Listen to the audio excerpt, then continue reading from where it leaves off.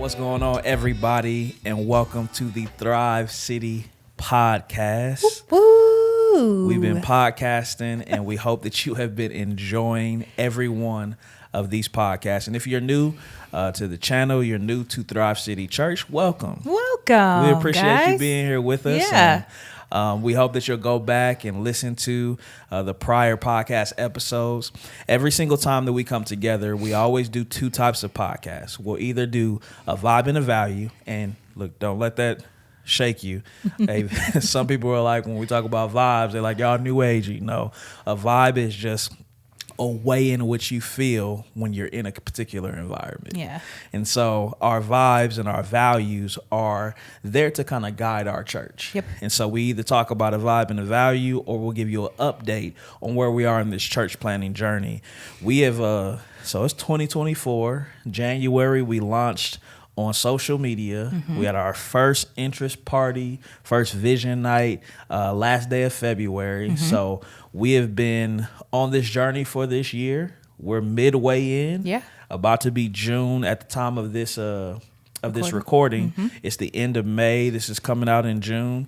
But we are it's been an amazing journey. Yeah. And we have loved sharing the journey, the ups and the downs. We've tried to do our best to give you the real, the raw dynamic of what it's like to plant a church. I remember we were told planting a church is next to impossible. Yep. And I can understand that dynamic. Yeah. We've had ups, we've had downs, we've had amazing moments, and we've had moments where we've had to go on our knees and say, okay, Lord, Absolutely. you brought us out here. You told us to come onto the water. Now we walking, but we feel like we're sinking.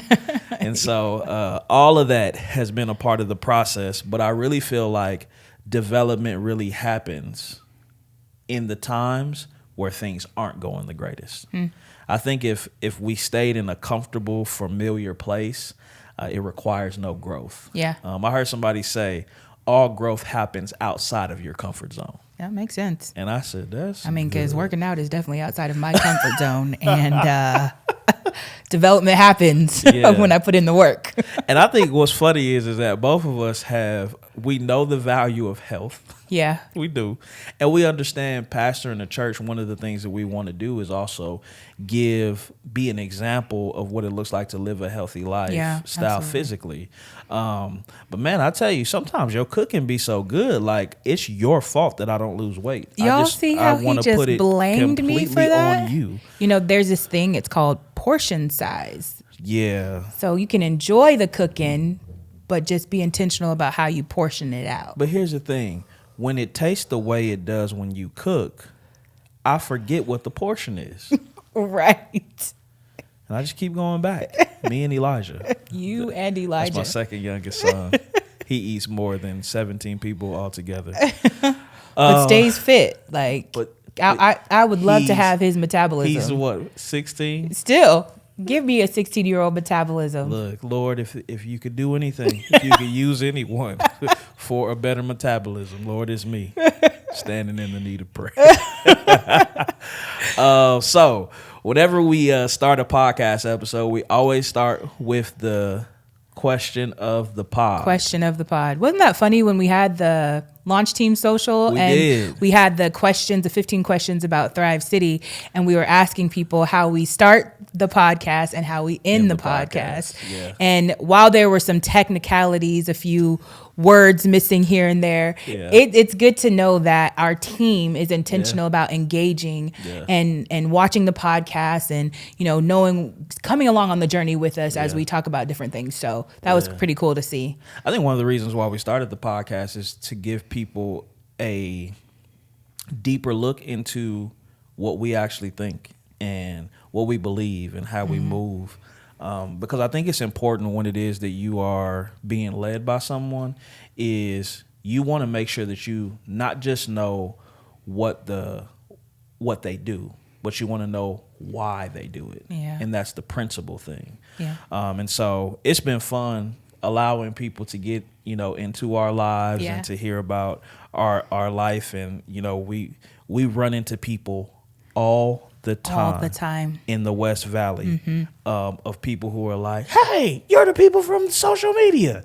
you're planting the church. And I'm like, man, we're doing something right. It usually is the beard media. too. It's your beard. It is. They're like, I know you because of the beard. Of the beard. So listen, I can, for the sake of the church plant, I can never cut my beard off. Yeah, never. Not just for the sake of the church plant, but for the sake goodness. of your wife. You cannot cut the beard off. She will not let me cut my beard off. Even when I cut it shorter, I'll come back from the barbershop and she'll be like, you cut it, didn't you? It's a wife's intuition. Wow. Okay. Do you love me for me or for the beard? Oh, wow. I want to be loved, Saryta. I want to be loved for me. But okay, question of the pod. Question of the pod. So today, I want to ask you the question of, if somebody were to drop $5,000 on you and say you can't spend it on anyone else, you have to spend it on yourself, what would you do with $5,000? $5,000. I'd had to spend it on myself. Had to. How much telling or how authentic do I want to be right now? The people want to know. Wow. I would probably get, it's like embarrassing. I think I'd get some dental work done. Okay. I have some specific dental work that I would get done. Is that fair? Like I can spend the $5,000 on that. It's on me. Yeah. So, okay, that, this is a weird one that just came to mind. I think there are a couple of tattoos that I want to get. Okay. So I'd probably spend some of it on getting I can't believe as a pastor you said you want some tattoos. Yep. I mean, I kind of got some, so a little too late. Wait, don't the Bible say you can't have tattoos? No. It ain't in there. Right, exactly. It's not in there. Now somebody will be asking, where is that at in the word? Yeah. Just DM me. I got you. I probably go on a vacation. Okay. You love traveling. I do. Gosh, I don't know. I mean, that's pretty good. Yeah, those are some things. I'd probably pocket the rest and just kind of pull off of it, pick off of it. As you go? Like, you know how you have like, just because you have like a little change in your pocket, you have the ability to just kind of, when you see something, you grab it. Because you know what always happens to me? I can go shopping somewhere and not have the money to spend. Yeah. And can find a whole bunch of stuff. Right. But then the minute I have the money to spend, can't find nothing. Or don't know what to buy. Why that works that way. Yeah. Yeah. Interesting. Yeah. That's what appreciate I do. It. I appreciate you sharing. Wasn't really exciting. No, I mean, I thought it was good, though. Okay. I thought it was good. All right. All right, so today we are going to be doing a vibe and value for this particular podcast. And I'm going to have P. Reed go ahead and tell us what the vibe and value is, and then also read the description for us. All right. So today's vibe and value is accountability is our compass. Ooh. Ooh. Accountability is our compass. And so this particular vibe and value reads, accountability breeds success and creates an environment that empowers people to hold one another to excellence and integrity, which are two of our other vibes and values. That's good. We are committed to traveling the two-way street of giving and receiving this essential standard. We believe correction is protection, and authentic community requires healthy confrontation for true transformation. So good. I feel like we had bars when we wrote that. We did. The team really came through on these. Absolutely. So here's my thing about accountability. I honestly feel like accountability has become a fad. It's like, tell me more. It's like popular to say, oh yeah, I got an accountability partner, or I got an accountability person. And I honestly feel like while it's a good thing that there's more awareness behind the need for accountability, I also think that when it becomes something that is popular, sometimes the essence of what it was supposed to be gets lost. 100%. I feel like you can tell when someone actually has a true, authentic accountability person in their life. Yeah, they hate them sometimes. Okay. No, that's the real. If your accountability person does not sometimes like get on your last nerve and you leave the conversation angry, then I don't really think you have a true accountability person. I could see that. And I would say one of my accountability over the years has been who we call mom and dad has been dad. And there were some times I got off the phone with him and I said, I'm never calling him again. Like, no, we're never having another conversation. Yeah. Because of just how real and how raw it is. Sometimes conversations I've had with you as an accountability person, you ask questions and I'm like, why is that even a question?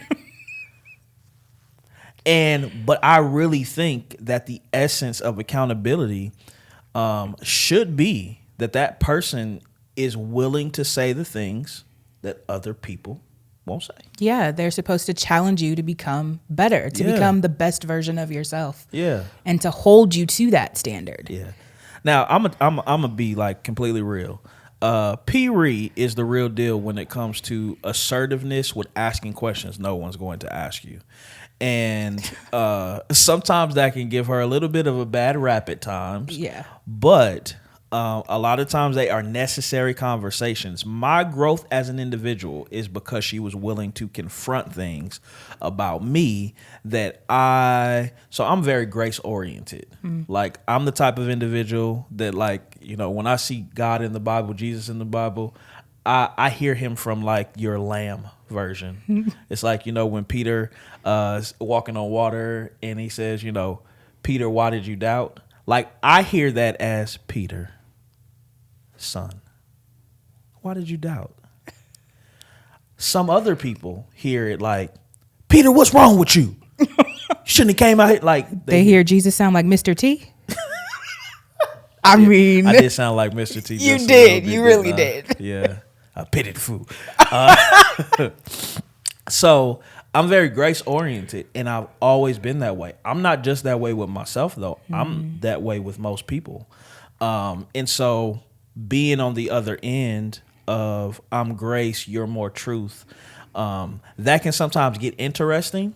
But I think it is, when we're in a healthy and a good place, it is the balance that's necessary for us to move forward with being well-rounded. Yeah. So I think your accountability is a great accountability. Yeah, you feel that way sometimes. I feel like it's been like the part of some of your worst embarrassment too, because times I've asked questions and you're like, after we leave, you're like, I can't believe you asked them that question. And I'm like, well, I mean, if they don't want to answer, they can say, I'm not comfortable with answering that question. So before you were saved, you remember when you used to go to the club and you had that friend that you had to always.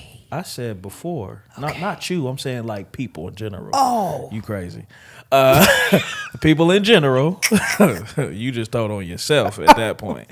But you remember, it had that friend that you'd have to like have a prep conversation with them before you went into the club. Like, look, now listen, when we get in here, don't you be starting nothing with nobody. Like, just that person that just they're anointed to fight somebody. Like, gifted in hands, laying hands. Like, we have to have those conversations when we go out with people. Like, hey, so what do you think you're going to ask? Yeah, because what's the feel of this conversation? I need to prepare myself for the awkwardness that's about to happen in this conversation. So I want to thank you for helping me to get out of the being uncomfortable in many cases. You're welcome. It's helped me to be a lot better at it as well. Yeah, it's just, growth. Yeah, it's growth. But if we're being honest, Jesus wasn't always lamb. He was lion at times as well. Yeah. And so I think it's learning as leaders, learning as spouses, learning as parents, that lamb and lion need to show up, but you need to do it in a loving way. Yeah, absolutely. It's correction and love, I think, is what, when someone really knows that you love them, correction is easier. Yeah, absolutely. Yeah. What's the saying? They say they want to know how much you care before they know how much you know. Yeah, absolutely. That makes a difference. It's showing how much you care about a person and that you actually have their best interest at heart. Yeah. It opens the door for the opportunity to offer feedback and accountability and correction. It's good. Like that. Yeah. All right. So what we do is we usually take this vibe and value and we break it down sentence by sentence. Yep. So we only have 3 sentences for these. They were really long sentences, which makes me believe that I probably was a big part of this because I'm the run-on sentence genius. Yeah, king. Genius. I don't know if run-on sentences I did genius are genius because I feel like that sounds better. Yeah, okay. Go ahead, you read. All right. Read. Okay. How they used to do in church. We used to read the scripture. Read. Go ahead. All right. So first sentence says, accountability breeds success and creates an environment that empowers people to hold one another to excellence and integrity. So as we kind of went over this and just kind of studied, like, all right, how are we going to break down these sentences? I think the first thing that stood out to me was we said accountability breeds success. So you know me, I'm going to look up a definition about something. I want to know, because I want to know what is this word really saying? And while we wrote it, I'm thinking we may need to make a little bit of adjustment to the verbiage for this vibe and value, because it just simply says that accountability breeds success. But when you look at the word breed, that means produces, but it has to come together with something to produce the success. So accountability and what do you believe breeds success? Yeah, so I think Success, accountability. I added a T. Accountability plus humility. Yeah. Breeds success. 100%. Because I think in order for you to receive the accountability, you have to be in a place of humility. Absolutely. Pride is the number one reason why we don't grow. Man. Yeah. And really thinking about pride, I think a lot of times we are one-sided with pride. We think pride is just the overestimation that we think of oneself, right? Which it is. That is a true definition. But it is also, pride is also when you think less of yourself than what you ought to. And sometimes accountability is not just about telling you what you did wrong, but accountability can also be about encouraging you into what God has planned for you. But then you're so prideful to think, oh, I'll never be able to do that. I couldn't accomplish that because of this, that, or the other, because I'm no good because of the things we believe about our past. But that in essence is still pride, because we think we know enough about ourselves to say we can't accomplish a thing. But what is God saying about who you are? He doesn't hold us to our past. And so we have to allow accountability not just to be about correction, but also to be about encouragement. So accountability helps to push us forward into becoming the best version of ourselves. Yeah. I think when I see that first statement, the thing that jumps out at me is that I'm not holding anyone accountable to something that they have not first told me that they believe. Yeah. Yeah. So I think sometimes where some issues come in is people try to hold people accountable to things they never said that they would do or they don't believe. Yeah. But if you tell me you're a Christian, you just gave me 66 books right. that you have now told me that I can keep you accountable on. Yeah. And I think sometimes people get irritated by you holding them accountable to something they said that they believe.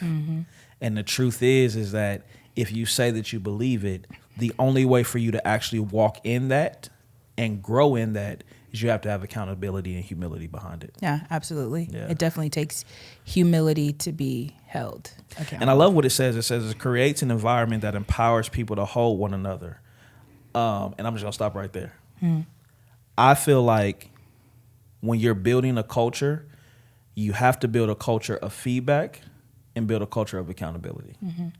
I think when we don't have teams that feel comfortable with holding the leader accountable and the leader holding the individuals who are following or on the team accountable, then to me you end up having,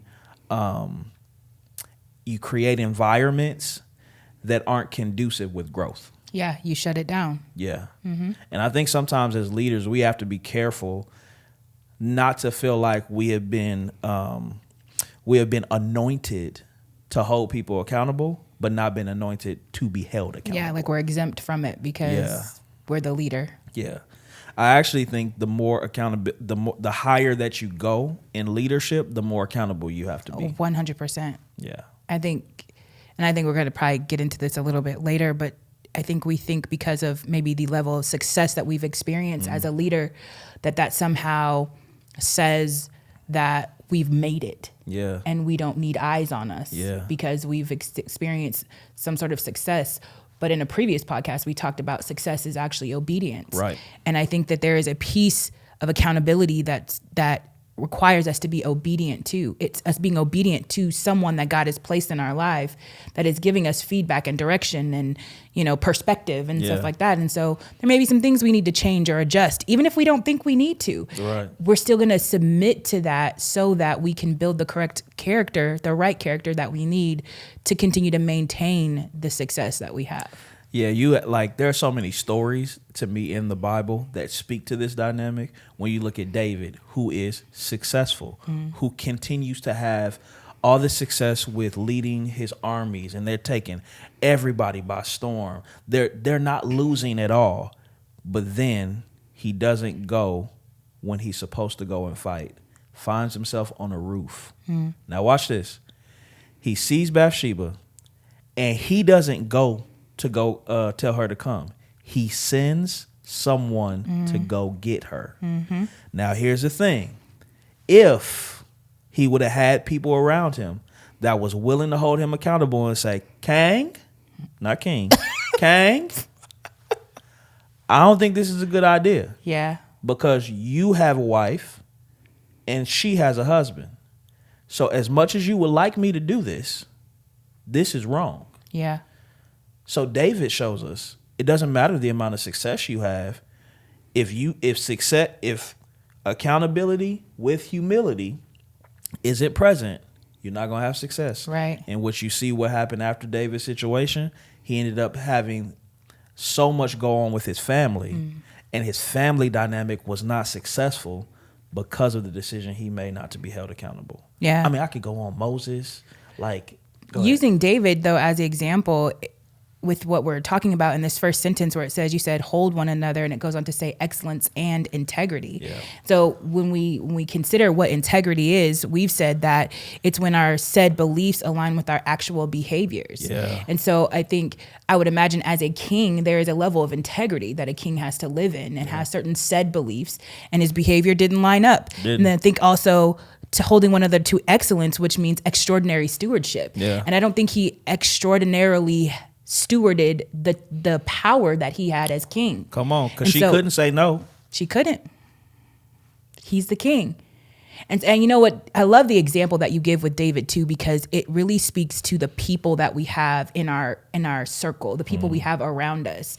It's like, I don't want a yes man. I don't want someone just saying yes or not holding me accountable for my said beliefs, or holding me accountable to extraordinary stewardship of my life, all because maybe they don't want to lose the relationship, or because they think they may be wrong, or whatever. I want someone to come to me and say, hey, I kind of noticed, and hold me accountable, because I know that I can't be successful without having other people in my life having eyes on me, because I have blind spots. Yeah. I see myself as I want to see myself, as I think that I am. Yeah. And so it's necessary to have people in your life that have eyes on you, that see the things you don't see about yourself, that can, again, I keep going back to this, that can help you become the best version of yourself. You can't do it alone. Yeah, I think people who surround themselves with yes people want yes people around, so it justifies when they do things that God said no to. Wow. We'll move on. Wow. I'll let that marinate. All right. What's the next sentence? Next sentence is, we are committed to traveling the two-way street of giving and receiving this essential standard. So we could stay here for like a full podcast. So we're going to try to be brief as possible. But when it comes to the two-way street, there's a responsibility on the giver of information, and there's a responsibility on the hearer or receiver of the information. Both of these can go wrong based on how something was said or how something was heard. Right. And I think we have to be on the giver's end. One thing that I've had to learn, and it took me a while to learn this, because I think there's a level of, there's a level of pride that believes that I can do it so well that the result is always going to be favorable. I can be so diplomatic. I say the right words, have the right tone, all that. And my expectation is that if I control myself and do it to the best of my ability, they ain't got no choice but to receive it. But as I became a manager, when I was working for a banking institution, I remember this one-on-one. And I mean, I always have my, you know how I am. I have my stuff laid out. Right. I affirmed all the great things that the individual had done. I had asked them, how do you feel like you did this past quarter? And they were like, they had great things. And I was like, and I agree with all of those. I think you've done an amazing job. And then I went into, but here's a couple of things that I've noticed. And when I tell you she turned into the exorcism, her head just like went all the way around, and she got up and stormed out of my cubicle. I was left in awe. Yeah. And I think it bothered me. And I think when I went into prayer and I was asking the Lord what I could have done differently, the Lord said nothing. And I was like, there's no way. Because shouldn't you always be able to kind of help the dynamic of what happens? And he said, your job is to say it right. It's not your job to make them receive it right. And that changed my life. Yeah. Definitely changed my life, because it took the power away from the enemy, which would make me think that I needed to change something about me in order for people to receive it, when the truth was I was doing my part. Yeah.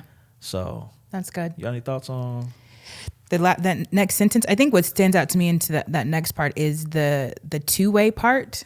I think a lot of times the thought about accountability is that it's I'm telling you what I'm doing kind of thing, or you're supposed to, if you're not calling me out on something that I'm doing, then I must be doing everything right. And it's really a two-way street. Accountability isn't just because a person's not going to have their eyes on you all day, every day, 24/7, right? So there are going to be some things that they miss. But a big part of accountability is the ability as I don't know what you would call it, if I have an accountability person, is I'm coming to them and I'm saying, hey, this is where I missed it this last week. Wait a minute. You messing up people's accountability, because I thought accountability was my accountability person checks up on me and then I'm just transparent when they ask. You're saying that accountability is being honest and telling on ourselves up front. I mean, that's what the scripture says in James. It said that we're supposed to confess our sins one to another. Wait, do you put the word on it too? Because I want to be comfortable in accountability. The only things that you know are the things that I tell. So I think it's necessary for there to be that two-way street, and understanding that I have a role in my accountability exchange, and so does my accountability partner have a role in their exchange.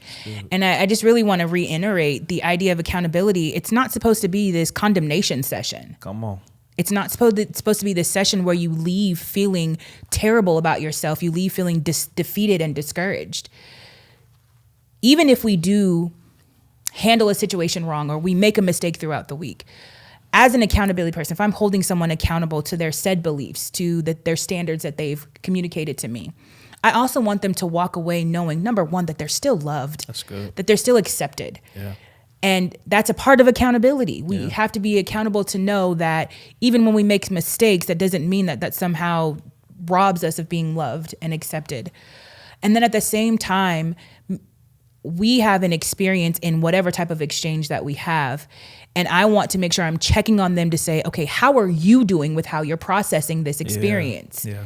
Not just correcting the behavior all the time, but especially when there comes an awareness for the other person. Like if they have that awareness of, okay, well, I did this wrong, and now I'm having to walk through and process the emotions that come with having the awareness of where I missed it, where I may have failed at.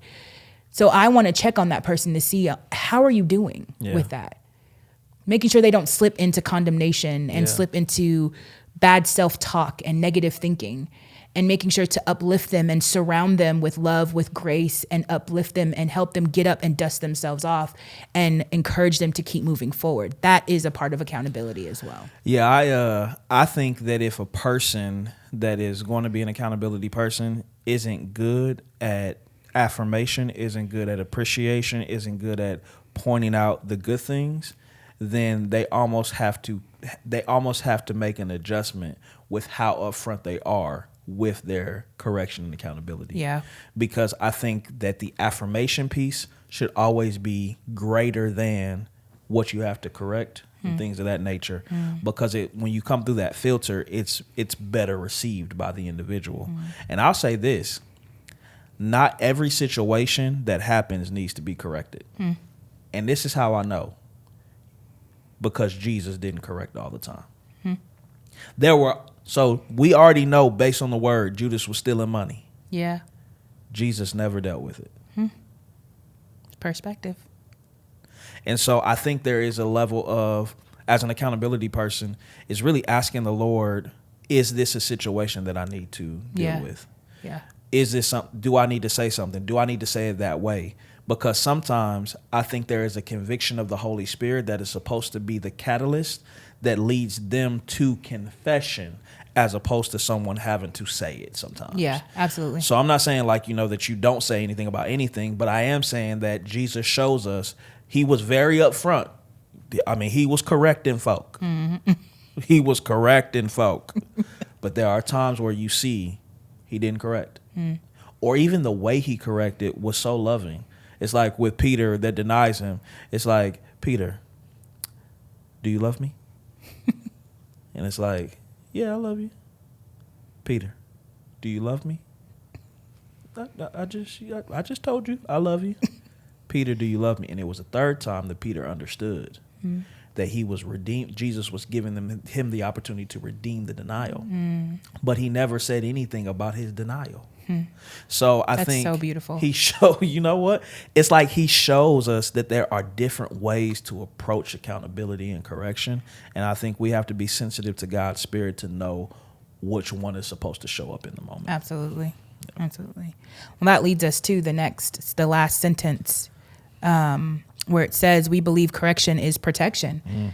And an authentic community requires healthy confrontation for true transformation. Yeah. I really think that the whole correction is protection, is always a tricky waters to navigate. It is. I think that correction nowadays, just like the word submission, is like a cuss word. Yeah. Like nobody wants to be corrected. I'm just being true to me. Right. This is who I am. Right. Everybody has their own truth. Yeah. And that is really what we're battling right now in culture and societal norms, is everybody has their own truth that it could be true for them in one moment and not true in the next moment because it doesn't fit the context of the situation. Right. So correction can always be tricky. But I love what Proverbs 12:1 says. It says, whoever loves discipline loves knowledge, but whoever hates correction is stupid. Stupido.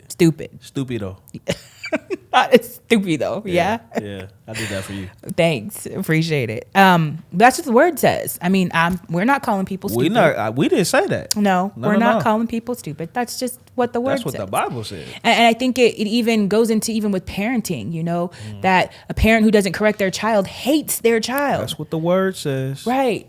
And so I think we have to be careful. No one's saying condemnation. No one's saying beating over your head, beating the people over the head with what they did wrong, but just a simple nudge in the right direction. Right. And I think the level of your correction and accountability should be conducive with the level of relationship you have with the person. Yeah. The more I'm in relationship with you, the more I should be able to be honest and upfront with you. When relationships are newer, you have to tread lightly. You have to be very tactful. But I think as the relationship goes further, there should be a level, because of the relationship's place, it should be able to handle a little bit more assertiveness when it comes to accountability. Yeah. Knowing that the person loves you. And I think one of the things that it says is that when we believe that correction is protection and an authentic community requires healthy confrontation for true transformation, I think that no community can be a part of a transfer, and I should just say church. No church is able to really walk in the transformational grace of God if we're not willing to have transparent conversations. Yeah, have the hard conversations. Having confrontation. And I will say, for me, confrontation is something I continuously have to grow in because I'm a peacemaker. I think I was a 9 on the Enneagram, which is the peacemaker. I've taken like 16 tests and they all say I'm the peacemaker. Like, I want everybody's opinion. I want everybody to weigh in. And my team sometimes would be like, can you just make a decision? We don't want to have an opinion. And I'm like, thanks, guys, but I really like your thoughts. And it's not necessarily, it's not to make everyone happy, but I do want people to feel like they have a voice. Yeah. And so I have to balance that, and I'm continuously learning in this area. I'm probably the most scheduled and prepared confrontational person.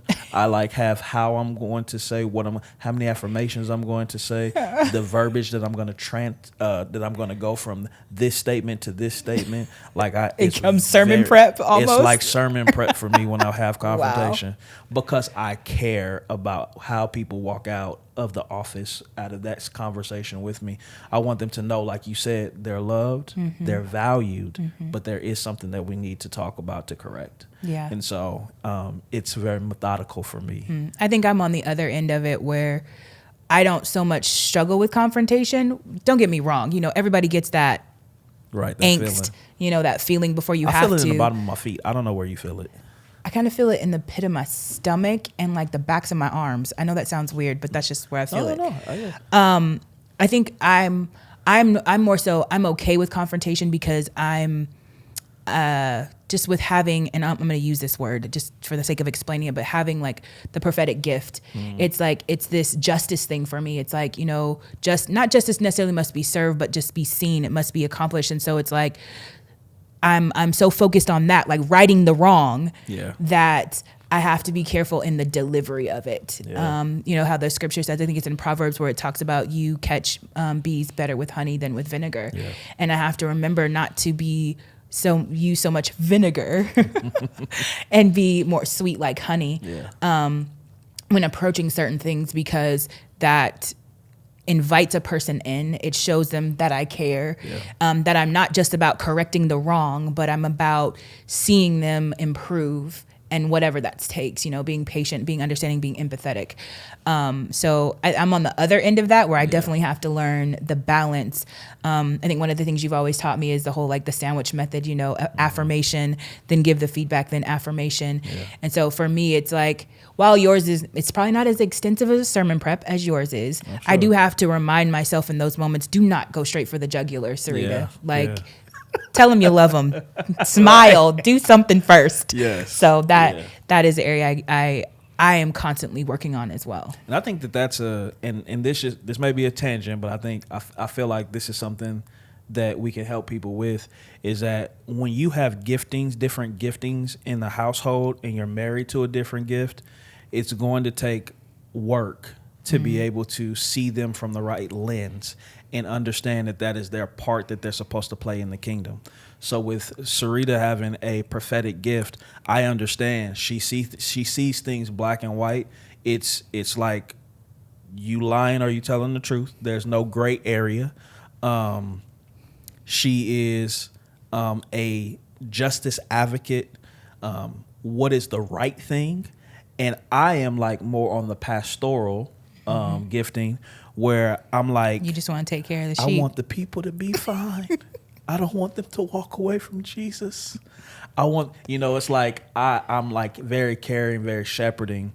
And I'm also on the end of, I operate in a lot of gray. And so, like, just as a practical example, we went to Mexico, and we're on the shore. We're going to end with this story. We're on the shore, and there's this, like, what would you call it? We're going to call it a rock formation. That's a little out. And I'm like, man, I want to go out there, and I want to be on top of the rocks. And my beautiful wife is like, I don't think you're supposed to be out there. No one else is out there. And I'm like, that's because nobody else is as adventurous as me. And so I go out, and I'm on the thing. And immediately when I get out there, the lifeguard starts blowing his whistle. And he's like, come back in. And I'm like, when I get back, she said, I told you. And so for me, though, what you have to respect is that there are going to be times where I need to heed the voice of the prophet that says stay on the shore. But there are also going to be times where there's going to need to be a risk that's taken that is a gray area, But if we don't take the risk, we're not going to see the benefit from it. Yeah. And you have to learn how to pray. You have to learn how to talk, communicate, conversate, so that you know in times who needs to submit to the other. Absolutely. Because the Bible not only just says, wives submit to your husbands, the verse before that, it says, submit one unto another. Yeah. And so there are times that we have to be humble enough to submit to one another. That's still a process we're always learning. Absolutely. We're always trying to figure out. There are times that it hasn't gone well, and there are times that it's gone better. And so I think if you're married, we will be married 19 years this year, and we still are trying to figure it out. Yeah, still trying to get better at it. Don't be discouraged if you're like 5 or 6 years in. But just FYI, you never figure this out. Yeah. It's always a growing. There's always, and the moment you feel like you figured them out, they change. Something changes. Yeah. And it's like, please go back. I just got used to that. So we just want to encourage you.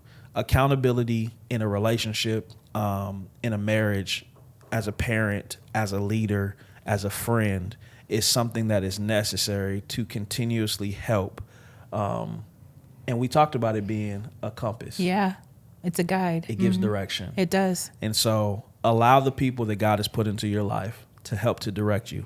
God will direct you in multiple ways. The Holy Spirit will direct you. His word will direct you. But then he will have people that help to direct you. Absolutely. You need all of them in order to go far in life. Yeah. Yeah. That was good stuff. Okay, good. Good stuff. Well, thank you again for tuning in to the Thrive City podcast.